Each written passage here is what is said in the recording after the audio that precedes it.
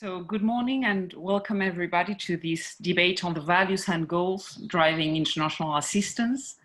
Actually, this session was initially planned to be held at YADI General Conference that was meant to be held in only a few days, in a few weeks. But unfortunately, and due to the crisis and the pandemic, this conference was postponed. It has been postponed until next year. So we decided to have this debate anyway, and through this online platform. So actually, one of the reasons we decided to go on with this session now is that this topic on the values and goals behind international assistance and those concepts of self-interest and democracy and security in European aid are even, I mean, are even more important now that to some extent the pandemic reinforces the importance of this debate, and we might all expect to have a renewed debate on those strategic objectives of aid as a consequence of the current crisis.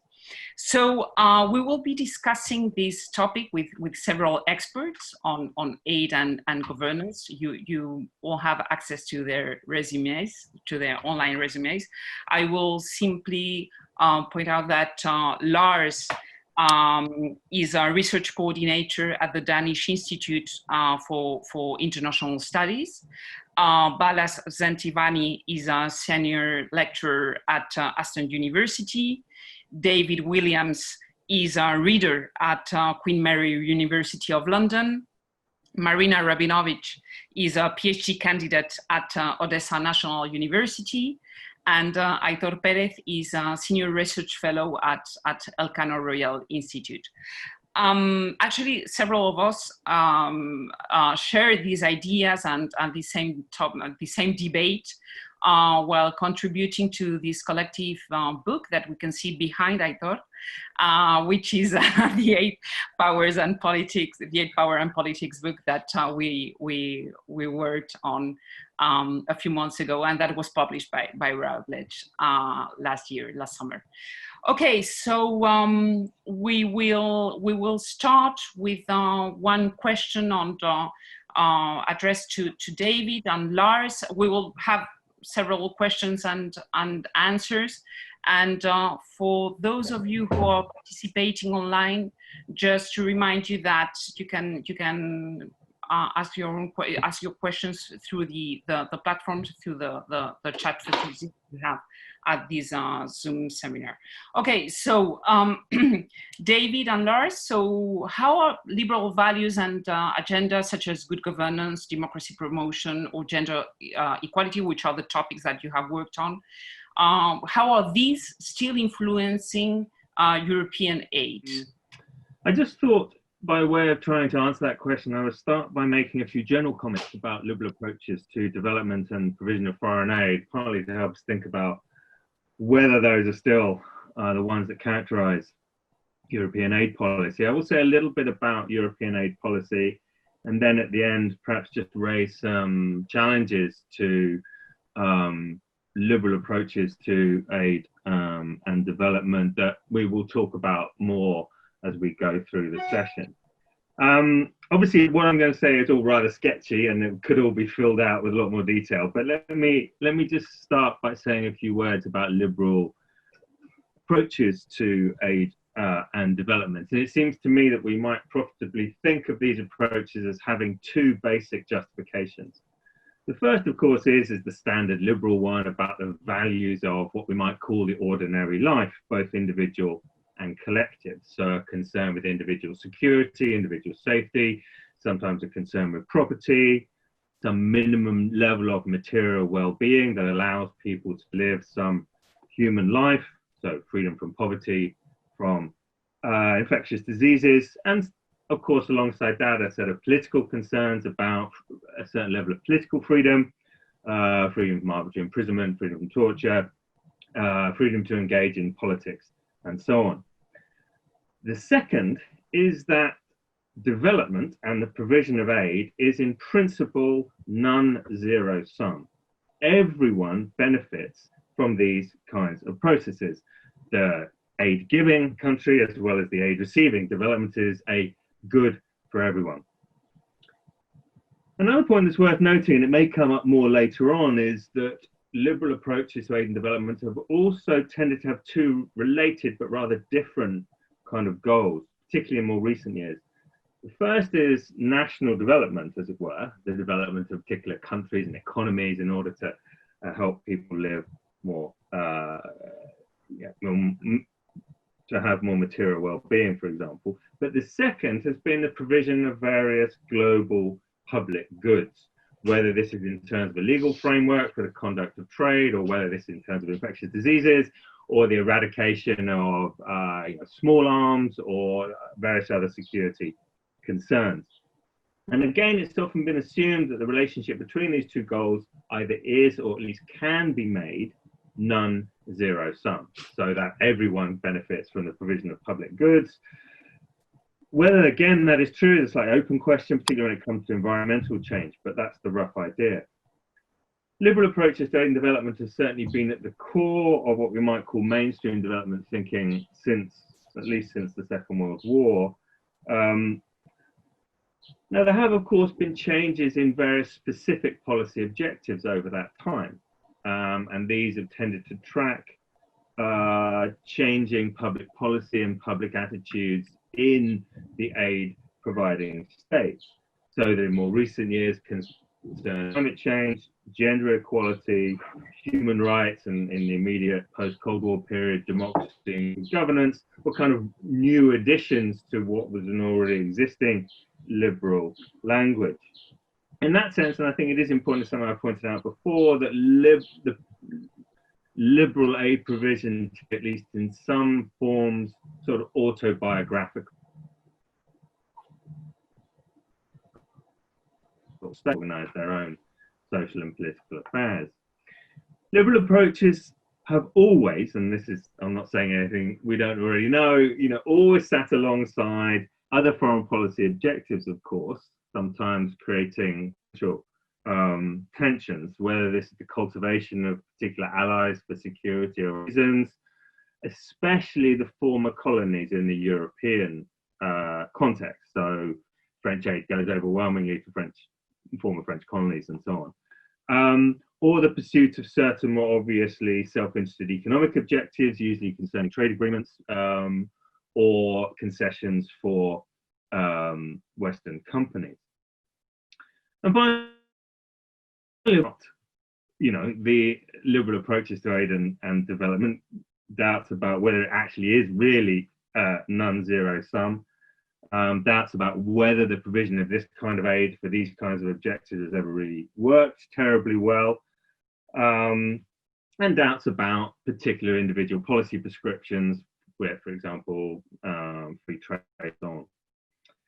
A glance, it seems to me, at the stated aid policies of the European Union itself and of most European donors seems to show that liberal concepts and categories remain central to the ways in which they at least talk about their aid provision. I mean, the recent the 2017 EU European Consensus on Development is just a kind of fairly classic list of liberal thinking about development. So human rights, democracy, rule of law, gender equality, participation, accountability, the role of civil society, and so on. And it does seem to me that most of the other individual European aid donors utilize a similar kind of language, at least much of the time. Obviously, differences of emphasis amongst the European donors, but we can think of them all, I think, as using this kind of language to talk about their aid provisions. Now, of course, alongside this, we also see objectives that more obviously mirror the domestic concerns or the particular concerns of individual European states. So, for example, Germany's aid seems particularly directed towards the Middle East and North Africa in the context of refugee or migrant flows and the ways in which refugees and migrants have become a highly politicized issue in German politics. And in terms of France, we can see much more aid directed particularly at the Sahel region in the context of the fight against certain kinds of terrorism. So alongside this broad liberal language, we do see particular ways in which certain countries directing aid for particular reasons and in particular places. And in the UK, at least, where I think there has been maybe a little bit more pushback against sort of liberal approaches to aid and development, we have seen at least a new kind of language emerging, at least in part, concerned with sort of value for money for British aid, and thinking more explicitly about using British aid to enhance Britain's national interest. Nonetheless, and I think partly because the publics in European states, at least that's what the sort of Eurobarometer opinion polls suggest, the publics in European states are relatively pro the kind of standard liberal justifications for aid, and liberal ways of talking about aid and development remain very important. It does seem to me that it's unlikely that those sort of languages will remain important in the medium term. Now, just to wrap up, there are obviously a number of challenges to this that we might see on the horizon, or perhaps happening as we speak. The first, of course, is the sort of geopolitical changes, that the kind of dominance of a liberal mode of thinking about development and the liberal mode of thinking about the provision of foreign aid clearly was associated with a particular geopolitical moment, the end of the Cold War and the decade or two that followed that. The rise of China, particularly, and its influence, particularly in Africa, has clearly challenged that as a dominant mode globally. But I also think there's an open question about the future of the United States aid provision. We'll see what happens with the election, both in terms of its size and in terms of its policy direction. And this leaves the possibility that a kind of European, the European donors may become more isolated perhaps from the US, may find themselves out of step perhaps with, certainly with US aid provision. And secondly, and I know we'll talk about this in a minute, the sort of domestic challenges, particularly in the form of populist or more right-wing political parties, some of whom, not all actually, some of whom have a stated opposition to at least some forms of foreign aid. Now, the attitude of these parties, is, at least as far as you can tell from their kind of stated policy positions, varies from country to country, and the extent to which they want to abandon the broadly liberal liberal approaches to aid and development, again, differs from party to party and country to country. Some are very clear, they just want to use foreign aid for all kinds of, obviously non-liberal purposes, but others, I think, have a slightly different kind of view.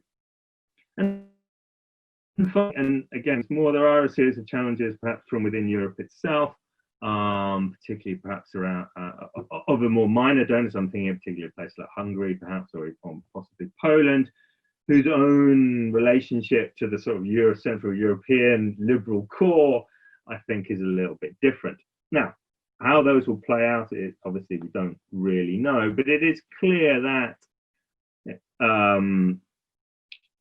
kind of liberal approaches to aid and development are under more pressure than they have been, at least since the end of the Cold War.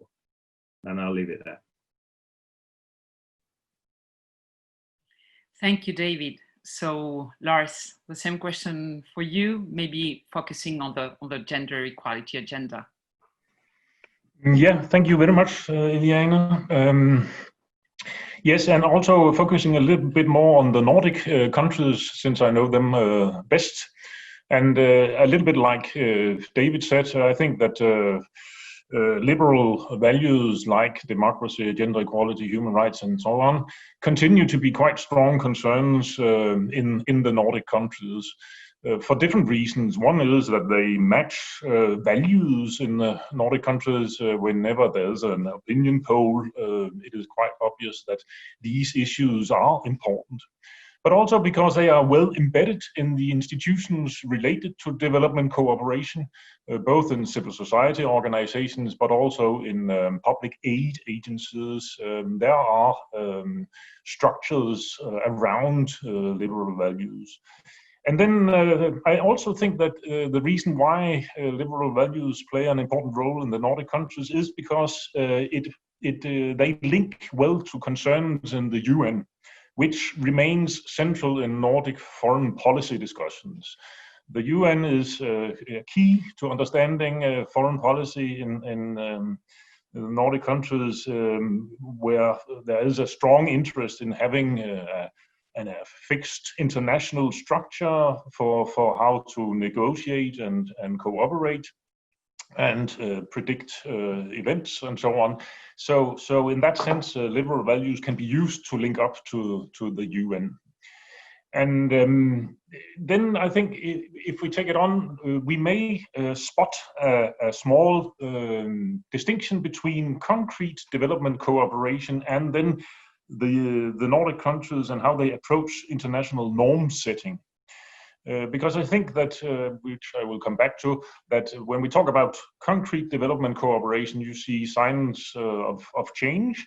But when we talk about international norm setting, it is very important for these countries to defend liberal values. For instance, if we take Denmark, Denmark regards itself as a defender of gender equality in international institutions, and takes the current battle on sexual and reproductive health and rights with the US, with Russia, the OSCE, Arabic countries, and so on, very seriously. So this goes both for Danish politicians and Danish aid practitioners, that they believe that this is very important. So a lot of energy is invested into this international level of discussing norm setting. But as David also mentioned, there are certainly other issues that have climbed the agenda. Security, commercial interests, migration and refugees, and recently climate change.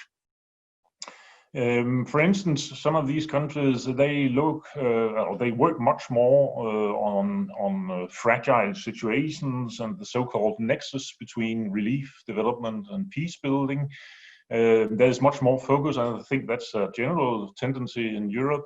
There's much more focus on short-term humanitarian relief, not long-term development ambitions, including liberal values.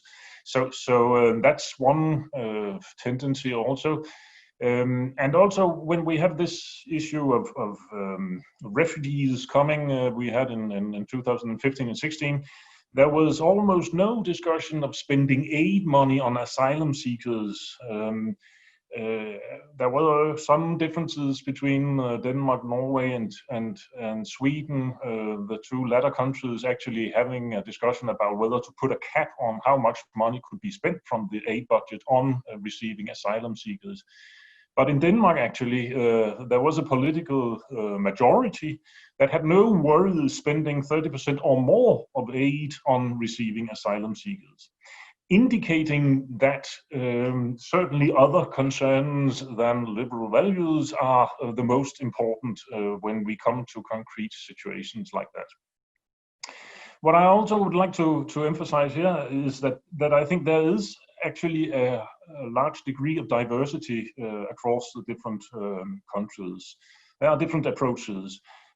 So on the one hand, yes, certainly there are international tendencies exercising influence on different countries, but there are also big country variations, even among the three countries of Norway, Sweden, and Denmark, indicating that domestic politics play a major role in how development cooperation is organized and what values it is supposed to emphasize. And I think that's an important point in this discussion about liberal values. And perhaps it is possible to understand this as an interaction between, on the one hand, path dependency, and on the other hand, political opportunity structures. As a path dependency is important, at least in those countries, European countries, with a long tradition for providing development aid, in terms of a normative environment or culture in the specific country, in terms of a set of stakeholders influencing development cooperation. Also, in terms of institutionalized practices in different aid providing agencies, and also with respect to global norms, which have developed over many years and exercise influence on the countries. So on the one hand, we have the path dependency. And on the other hand, there's this political term of political opportunity structures and pressures, which put certain politicians in a position where they suddenly want to change policies. And that is perhaps more in line with what are these international tendencies in terms of for instance, the refugee crisis, the so-called refugee crisis in 2015 and 16, or climate change, or other issues that may, at a certain point, now we have the pandemic, exercise a strong influence on policy making. So this interaction between path dependency and political opportunity structures may also be a way of understanding that there are significant differences between different countries, given that they have a different setup for how development cooperation, development policies are undertaken. Thank you. Thank you, Lars. So, so according to both David and Lars, liberal ideas are still at the core of European aid, partly due to path dependency reasons, but also to other reasons. But this could shift actually with nationalist or populist mindsets. So Balázs and I thought, so what do you think? Can aid actually shift with these new or old new mindsets, more nationalist or populist? Balázs, please go ahead. Yes, thank you. So David's mentioned the whole populist challenge, and I'd like to maybe elaborate on that a bit more with a quick overview of what the main populist discourses on aid are and how these have shifted recently. And David has also mentioned Hungary, and a lot of my research has focused on aid from the new-ish Central and Eastern European donors. So I thought it might make sense to talk a bit about the case of Hungary. Hungary isn't a country which immediately comes to mind when talking about foreign aid, but I think it is a very instructive case study on how right-wing nationalist populist governments shift aid. And if we also look at the actions of Hungary within the EU's international development policy, there's also clear evidence there how populist governments are trying to shift the broader international EU-wide discourses and directions of aid. So start off with a general overview of populist discourses, and there have been quite a few, and there are differences between countries, but maybe I'd mention three. The first one is the kind of charity begins at home kinds of discourse, focusing on the opportunity costs of aid. If we're giving aid abroad, then what are we not spending on at home? And then this is often intertwined with discourses like, why should we give aid to corrupt developing countries who will waste it anyway? So there are kind of orientalist, racist, implicitly racist elements in this discourse as well. Then there's a broader national interest type of discourse, which more cautiously says yes to aid, but to aid with more strings attached. So maybe we should use aid to better support our businesses, create jobs at home, and there are a number of other varieties. And then the third discourse is skeptical about international cooperation in general. So it's not about the opportunity cost of aid. It's not about how we can use aid to make it work better for us. It's more about how international cooperation as a whole doesn't work. Countries need to regain their sovereignty, according to this discourse, and not engage or engage much less in international cooperation because it doesn't work. I mean, this is very prevalent in Trump's America First rhetoric, but I think we have elements of all three discourses in Trump's rhetoric. I think what we need to note before talking about how these discourses have shifted is that, in general, foreign aid isn't a huge issue. It's not the biggest issue for populist parties. And if you look at party manifestos, for example, yeah, there might be a couple of lines devoted to foreign aid, but it's not the big topic. But I think what the bigger issue is that by entering these discourses into public discussions on aid, populist parties are having an impact not only by becoming a member of a government coalition, for example, but by influencing the position of aid of larger, more mainstream actors. So populists have had this impact in several European countries. By setting the discourse, they're actually changing the positions and preferences of some of the more mainstream actors as well. Now, I said that there is evidence of a shift, and the so-called European refugee crisis has been mentioned, for example. And since that crisis, we see a new discourse emerging among populists, and this is the addressing the root causes of migration via aid type of discourse. So there seems to be a discovery that, okay, we could use aid for something like this, or at least we can talk about using aid for something like this. So this is the kind of keeping them at home discourse, to put it this way. I mean, most of the right-wing populist parties have been founded on very heavy anti-immigration platforms. This is what drives their popularity, and they find a way to channel foreign aid into this platform of theirs. And they've been highly welcome of a lot of initiatives, international initiatives, such as through the EU, which basically focused around this aid migration nexus and then using aid to address the root causes of migration. For example, the EU's migration-related trust funds, or it's a deal with Turkey, for example, which have all been most frequently at least welcomed by populist parties. Now, there are a lot of problematic concepts here around the aid migration nexus. What is migration aid actually? What is this nexus? The whole issue of the root causes of migration is also very, very problematic.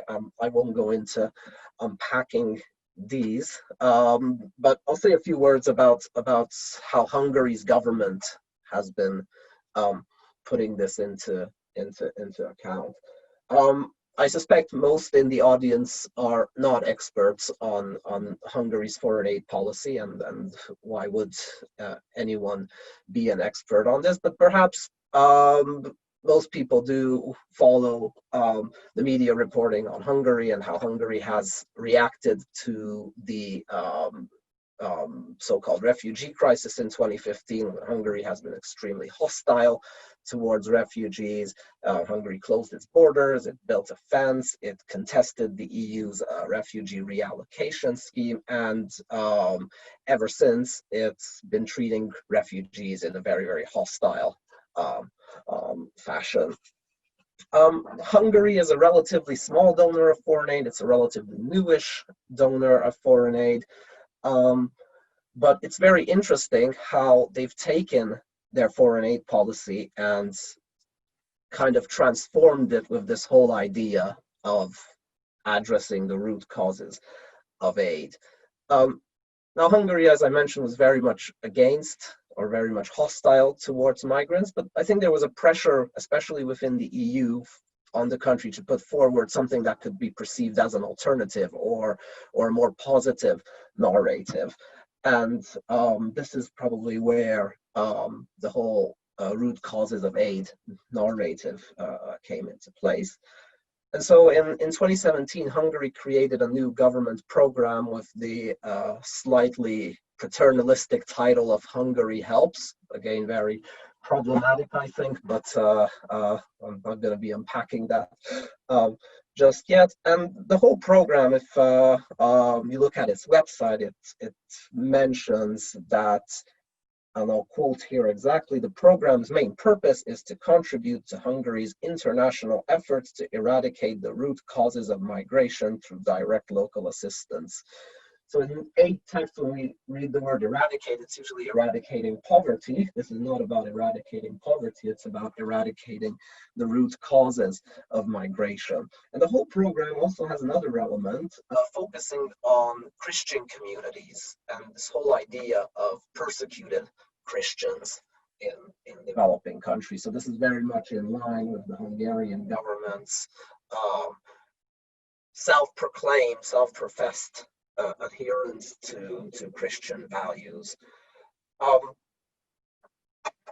So how does this provide us an example of what populists do with foreign aid? If we look at the practice of the program, the funds devoted to it are relatively meager, so only around $40 million have been spent on this program over 3 years. The results are unclear. It's not really transparent how projects get selected, and no independent evaluations.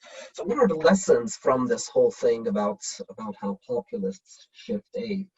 One, there's a message, and I think a lot of this is just about messaging and signaling. There's a message for international audiences here to back up the anti-immigration and anti-refugee rhetoric by sort of trying to provide some kind of a positive narrative or a counter narrative that we don't want refugees in Europe, but we're helping them to improve their living standards in their host country. So the solution to the refugee crisis is not accepting refugees in Europe, but improving their livelihoods at home. And then there's a domestic message to voters. The Hungarian public in general is very much against migration. But I think the message towards the public there is that the government is doing everything it can. It's using all tools to keep the country safe. And perhaps it can even show a more positive image towards segments of the population who aren't really convinced by the anti-migration rhetoric. So just to sum up and here, I think I'm past my 7 minutes that I have allocated anyway.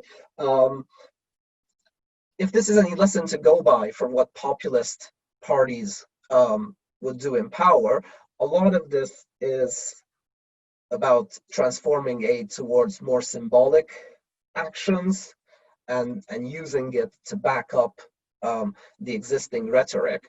But in a sense, you're not going to change the foreign aid system with these relatively small changes. One country implementing a project or a new program like this isn't going to solve the root causes of migration or even come close to it, especially if the resources are small. So we don't really see a wholesale change in Hungary's foreign aid practice here.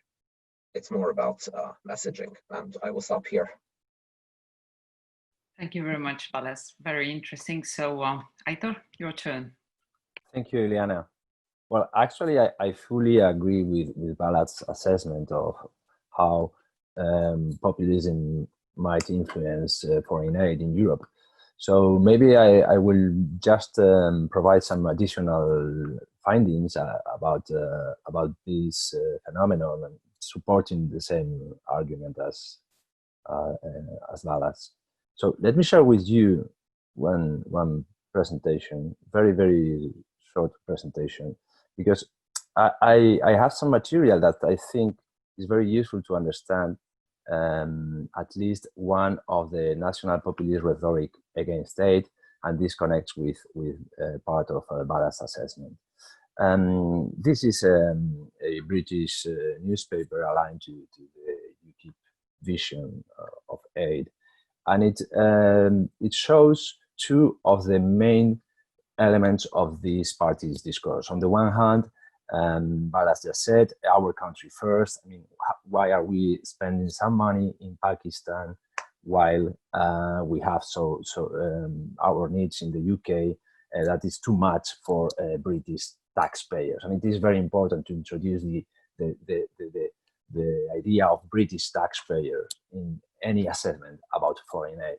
But secondly, and here this was more like a nationalist approach, but secondly, there is this populist approach in which corruption is central, and the misuse of resources is central. And again, as Bala said, a skepticism about international institutions, about public officials, and and these globalist constructions is also central. So this is one of the rhetorics of the nationalist populist rhetorics about aid, and it is directly against aid. And the conclusion is here in this news.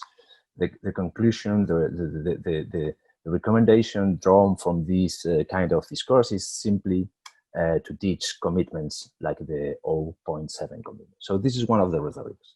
However, as Val said, actually, aid is not a defining feature of populist parties, according to most of the studies. I draw on Pippa Norris and Ronald Inglehart's categorization of authoritarian nationalist, authoritarian populist parties, and the defining features of this movement is the rejection of multiculturalism and the support of very restrictive immigration policies, also the rejection of rights for ethnic minorities and a nationalist feeling.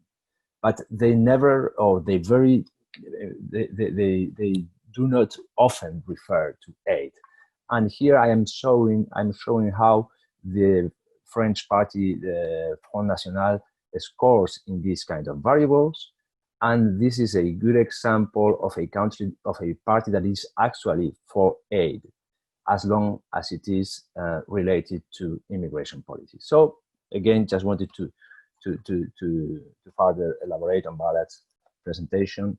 Actually, as long as aid helps countries to keep their people and their cultures within their borders, this might be an interesting tool, and this might be consistent with nationalist populist thinking. So we have actually two different approaches. One, the rejection of aid as an international construction, as something that simply is very expensive for our taxpayer and does not report any direct benefit in our own country.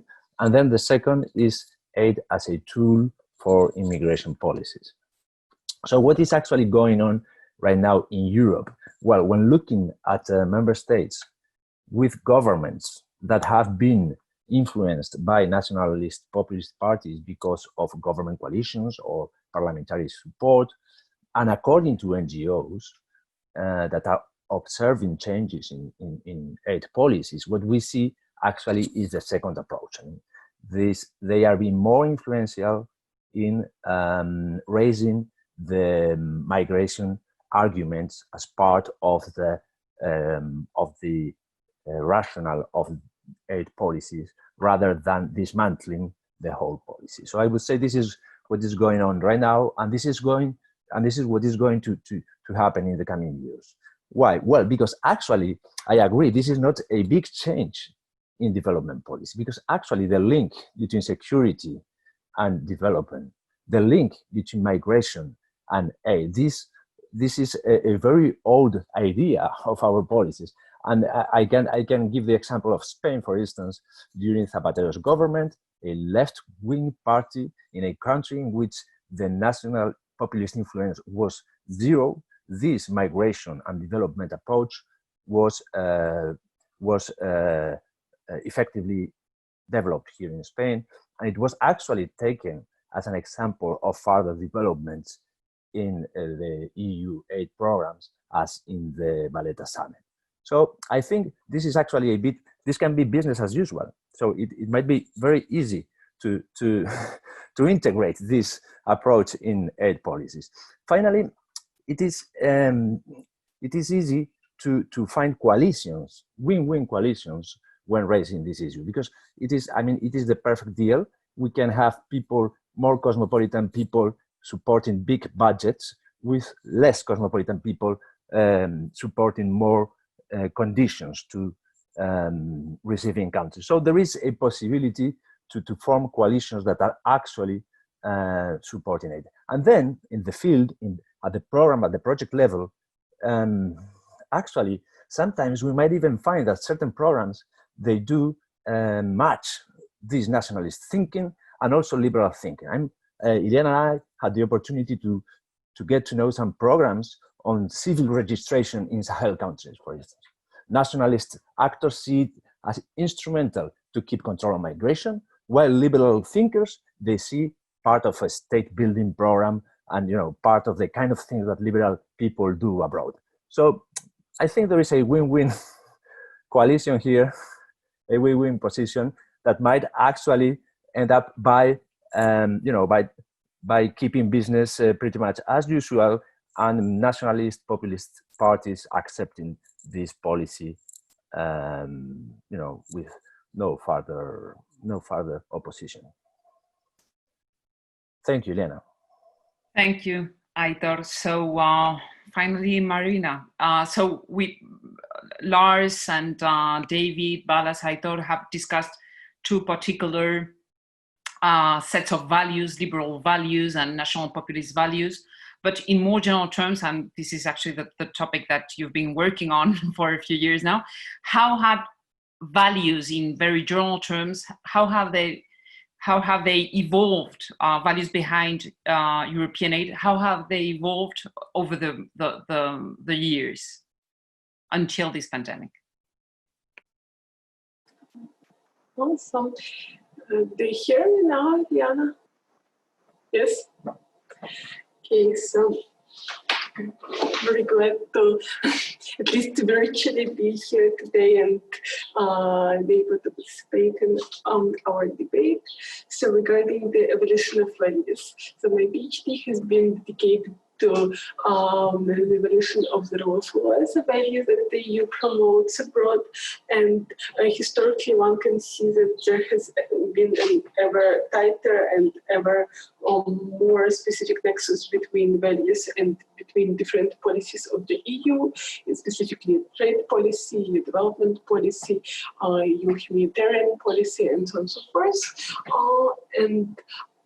The issue here is, however, that the most recent EU global strategy wasn't that value friendly, and there has been much debate in literature that, as opposed to the EU security strategy of 2003, when the EU was very optimistic and was saying that we are capable of projecting values worldwide, the 2016 global strategy was saying, no, now we are much more aware about what's going on in the world, and now we're going to follow our self-interest more, and will not just focus on values, but focus also on pragmatic things to achieve. And that's why there has been quite a recent argument in literature that this trend to a more and ever stronger nexus between values and between different policies of the EU will shift,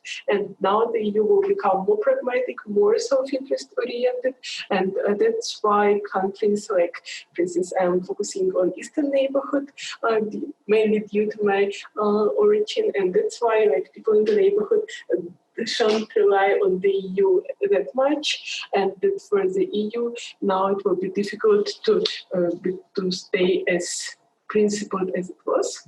However, if we try to examine things, not just focusing on the global strategy, but if we go beyond, then I would say that there are still at least 3 reasons to believe why nexuses between values and between other policies of the EU are still important, and why there is still a demand for a normative EU, not just for the EU that will be pragmatic, but the EU that will still promote values. So first of all, if we look at the most recent Eurobarometer that focused on development cooperation and what EU citizens think about development cooperation, at least 1/3 of EU citizens think that respect for democracy, for human rights, and for the rule of law is one of the key assets the EU has, and one of the key assets that the EU has to share with people in other countries. And I would say it's quite interesting because EU citizens not just consider aid as something economic, but also consider aid as something normative and moral. And therefore, I would say that, for instance, for EU citizens, it will be strange to hear that the Union, for instance, didn't take part in actions to react to the pandemic elsewhere, but just focused on the EU. So maybe not for all, but at least for 1/3 EU citizens, it really matters whether development is just interests and economic things, or also aid.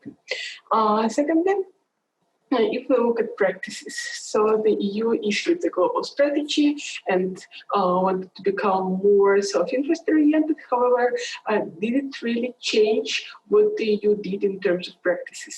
So I would argue, in case we look into the East, no, there are things that changed in terms of a discourse, because the discourse started to be much more about stabilization, about relief, as it was said before, about short-term goals. However, if we see at action, the practices of the EU has really been to a great extent the same. So the Union has actively supported civil society in many countries of the world. The Union has still try to instill values into different areas of action that could also exist without values, or at least without such a strong emphasis on values, such as trade. So now we can see, for instance, the proliferation of non-trade related goals across all recent EU trade agreements, and non-trade related goals become ever more important. There are much more civil society dialogues if we speak about trade. So each novel EU trade agreement contains a special procedure to consult with civil society members in targets in partner country. So there are quite some critical contributions on that, saying that this procedure is to a great extent formal and it's not worthy and whatever. However, still there are more platforms on values that emerge, and these civil society dialogues help EU trade agreements to also act as instruments of promoting values. Also, I have recently looked at the topical contribution from Barcelona by Barbe and her co-author, who were arguing that, okay, EU foreign aid became much more politicized.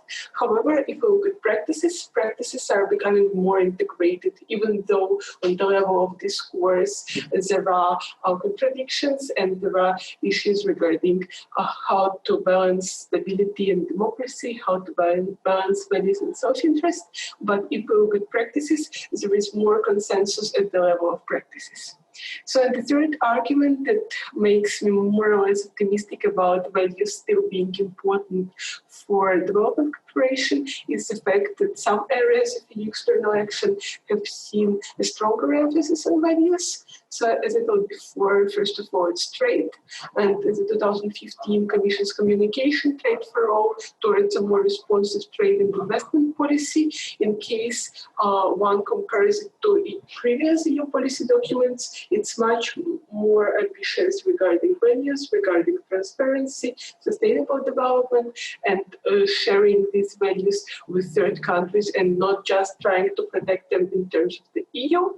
And secondly, also, if we look at the European consensus on development, as it was already also referred to, values have become one of basically an axis of development. However, before, values were just general principles, overarching principles, and so forth. So if we even just try quantifying the referrals to values in the EU trade and development policy documents, we will see that nowadays values are referred even more often, and there are more specific, more integrated practices to promote them. However, if I still have several minutes, I would say that, okay, there is some hope, but there are three major threats if we speak about whether it's possible for the EU, for instance, to create a new global strategy that will have a more artful balance between values and between self-interest. So as we said before, the nationalist and populist movements can be seen as one of threats to values. However, what wasn't said before and what also consider important is the fact that nowadays, after the pandemic, there can be more support for authoritarian regimes, and these authoritarian regimes nowadays are much more active in terms of aid than they were before. So, for instance, being in Ukraine and reading Ukrainian media that speaks about Russian aid a lot, we can see that such actors as Russia that wasn't that active and artful in terms of aid really become more active. Also, China became more active amid the pandemic, and in my opinion, what the issue would be for the EU is to justify the conditionality, to justify why we really need values. Because it's like, even for Ukrainian officials, it's much easier to accept some new Chinese project or even a new Russian project despite the conflict, and then implement it and gain some short-term gains, than to accept the conditionality and really try to work on it, or at least try to create a vision that a recipient country is working on it. And that's why, while there is still a big demand for values, and the EU in itself becomes more artful and becomes more consistent in promoting values, recipient countries may become a real challenge for preserving the normativity of the EU development policy. And therefore, the Union really needs to think how to deal with new donors and how to persuade recipient countries that Union aid is really different from everything else on the table. So thank you. Thank you, Marina. We still have little time, so here's the last question to all of you. So the current pandemic has already had an impact on world aid. For instance, redefining or reshaping pre-existing aid programs. So what other changes do you expect in terms of values and goals behind aid, and particularly behind EU or European aid? So I don't know who wants to go first. Maybe the same order. So I can go first. Yeah. So I've been thinking about this question, and I think it's very difficult because obviously at one level, it partly depends, I think, on how the pandemic plays out in developing countries. We've already seen places like Brazil, where it's obviously going to be pretty serious. We don't really know yet exactly, I think, what impact it will have in developing states or how serious it will be in which states and so on. I think the second thing is it depends slightly on what kind of narratives appear. I mean, you can partly see the very sort of crude level in the US and China, a kind of contest over what the sort of narrative is here about blame, about how it happened, about who did wrong things and who did the right things. So I think a lot still to, I think there's just a lot we don't know yet. I think, this may be a UK-focused position, but I think that the pandemic has effectively wiped all other concerns off the face of the political map, at least for a while. And to the extent to which, anxieties about foreign aid and what we're using it for and so on, they will just, my view is they will become much less important politically. Obviously, and I think maybe this goes something that Aitor was saying, it is easy to see how you might be able to combine a concern with dealing with any potential future virus outbreaks or ameliorating the impact of those outbreaks. That could easily be built into an argument about that it's in the interest of European states to ensure that these things happen because of the ways in which these things travel and so on. So there are parallels with what happened after Ebola, I think, although clearly there is a different kind of narrative in terms of where the threat, if that's the right word, lie. I think I would go back to the point I made earlier on about the sort of difference of the relationship between sort of national economic development as a goal, or national development as a goal, and the provision of public goods as a goal. And I think it's pretty obvious that we'll see much more effort being put into health systems in developing and particularly perhaps middle-income countries, in terms of information collection, in terms of monitoring, as well as in terms of the basic infrastructure of health services, provision of beds, and so on and so forth. I mean, that seems to me that's extremely likely to happen. And in that sense, the kind of health, you can see a concern with the provision of aid for the health sector, following in a long line of concerns that European states have had to sort of improve the governance capacity of developing countries, improve their capacity to monitor their own populations, to survey them, to respond to things that are going on, and to kind of monitor their borders perhaps more effectively. So we've seen that in terms of, you know, financial crime and money laundering. We've actually seen it with Ebola as well, and now we might see it here too. I suppose I would just end with something I'd also try to say, that, you know, I think what the European Union can do, or what it thinks it ought to do, or what European donors think they ought to do, will also partly depend upon what happens in America. And the extent to which the United States would be prepared to take some kind of lead in dealing with this, or using its aid for these kinds of purposes, or not. And also, obviously, to some extent, China as well. So there is a sort of open question about, even if European aid policy shifts around to try to think about what we do about these kinds of pandemics, what the European aid donors can actually do, I think, will depend quite significantly on what China and the US end up doing. So those are just some of the issues, it seems to me. Thank you, David. Lars. Thank you. Thank you. Yes. What will happen now after this, or after we are in the midst, as David said, of this, and don't really know what, how it will unfold in many countries, this COVID-19 pandemic. I think it is fairly certain that there will be a more strong focus on social sectors and much, at least European development assistance. Obviously on health, so on.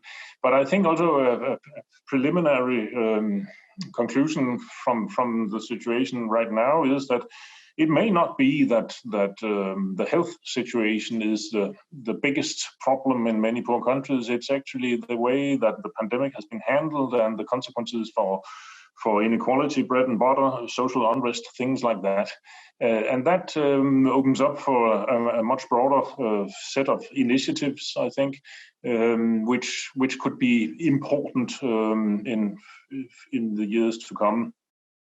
Meaning both of them a little bit that liberal values may not be on the top of the agenda.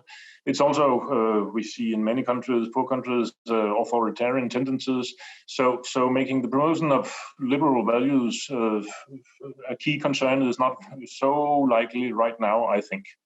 On the other hand, it's also important to notice the many different social movements, Me Too, anti-racism, and so on right now, fighting for human rights and liberal ideals to some extent, or to a large extent, and they may also influence sentiments around the world and among certain politicians, at least. So I would hesitate to predict anything, but be a little bit worried think that liberal values are perhaps not so central in the years to come.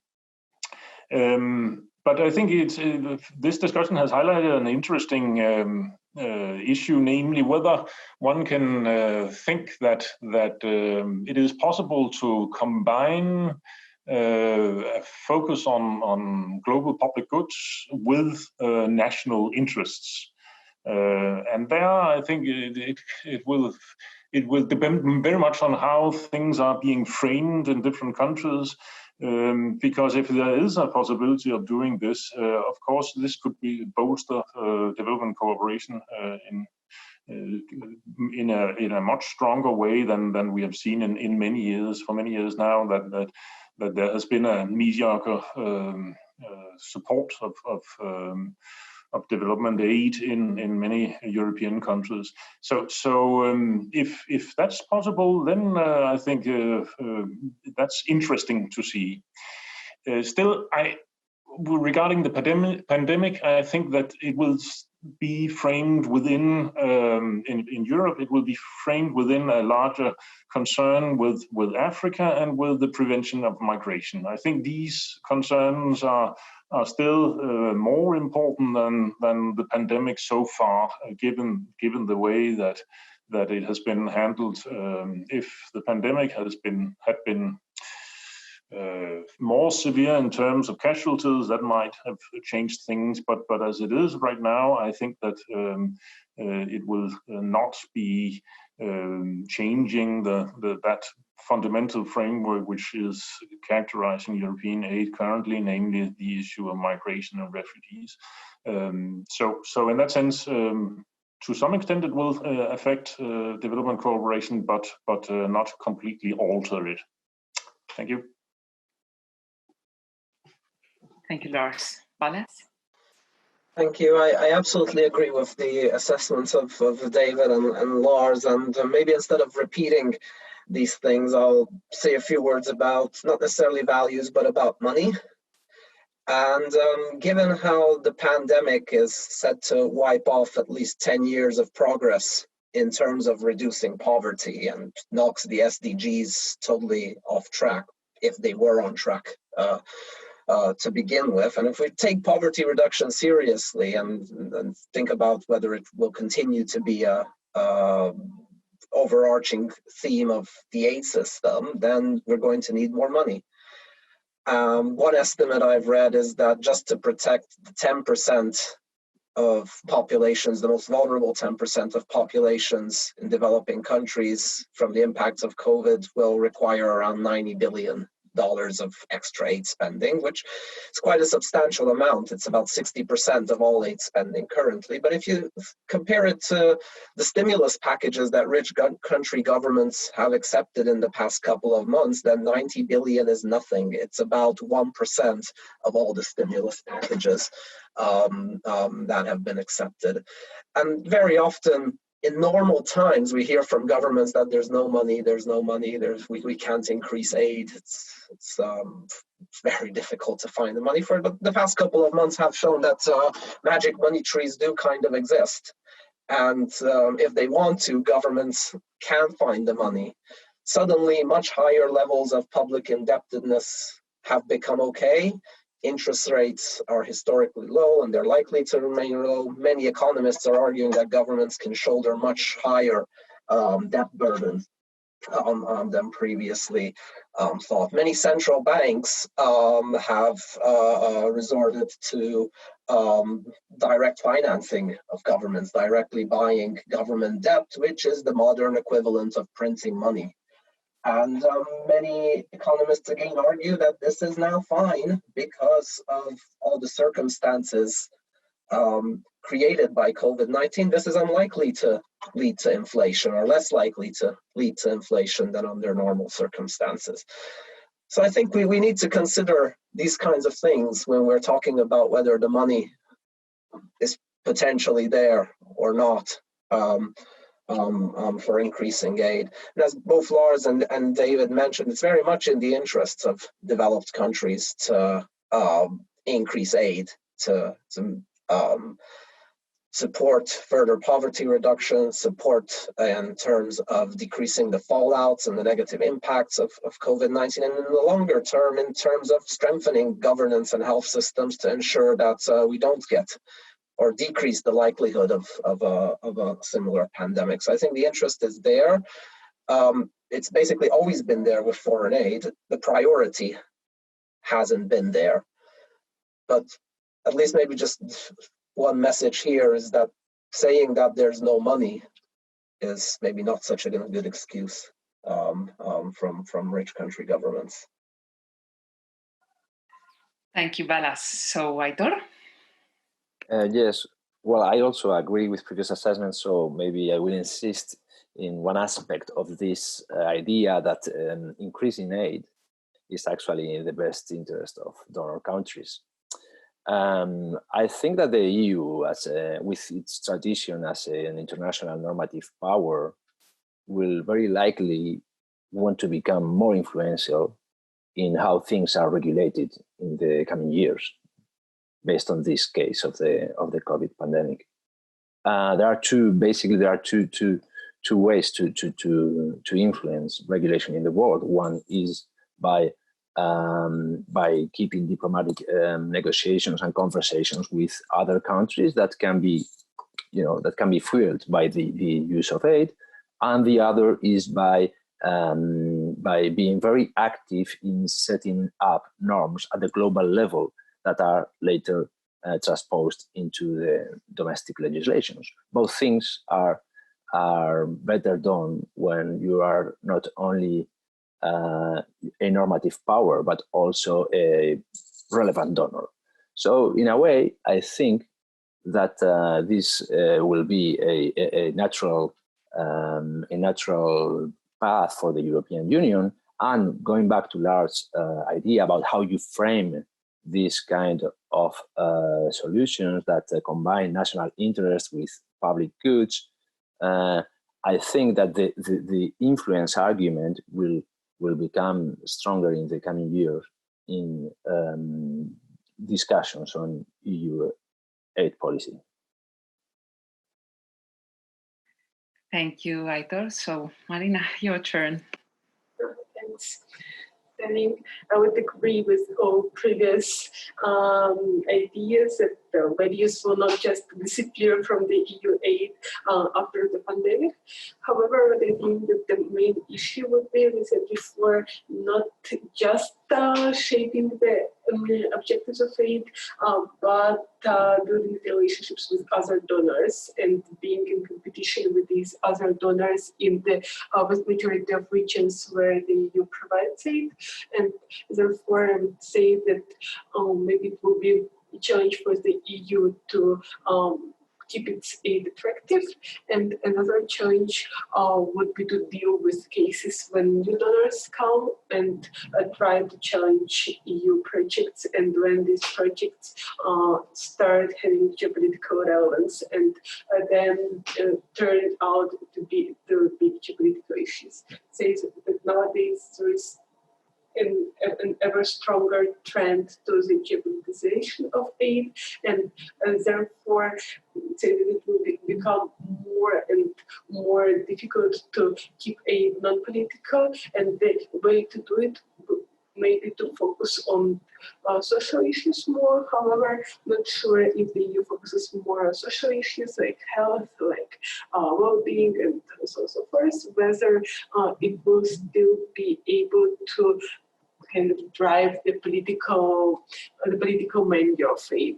Therefore, I think that the union will have to take account of political issues, of social issues, and on the relationships with other donors as the main thing that we'll have to figure out in the nearest future. Thanks.